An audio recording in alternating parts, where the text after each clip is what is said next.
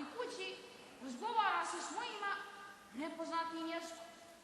Je, to ti je ko svjetopis. Tako se i Kiko Vrančin vratio iz Francuske. Bio pa moka par godina, radi, dobar radnik, vridan, spretni ruku, oštre pameti.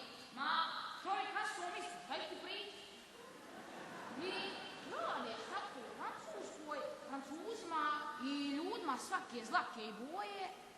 Naš ti je Kiko ubrzo naučio francuski. Ma, časkot nije ovo naučio francuski.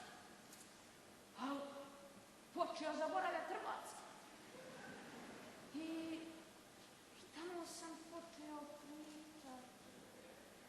Da, došao u mom kući, pozdravlja babu na francusku, dida na francusku, mater, čerke, braći, sestre, sve na francusku. Cijelu kuću ono zvanjalo, bonjour, bonjour, bonjour, maman, bonjour, papa, merci, oui, merci. Jadna čeljad u kući samo se pogledavala u čudu. Niko ništa ne smije kazati, ništa priupiti, nego muči, drž svoj čemer zas. Kad, lipi moj, jednom se Kiko zaželio pure. Pa mater, bržu bolje, ne bilo je teško, iđe ona Kiki udovolji želju. Namisla žena vodu, metla kašku masti i počela varati. Mišala ona puru, mišala. A Kiko sidio šporet i zavrnio nogavicu sve do kolena da mu uzvatu malo krvi procirkula. I sideć tako, ništa se zamisli, zaduvi umisli. Kali grumečić vrile pure svetim na koleno.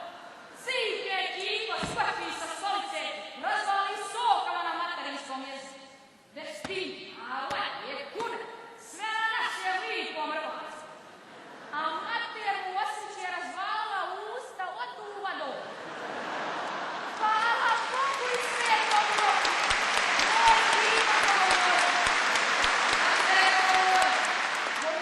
Govorio, skroz našim jezikom, skroz razumljivim, a ne nikim tamo stranskim. A da ne bi više pure, ovo čudo ne bi se ne dogodilo. Ajde.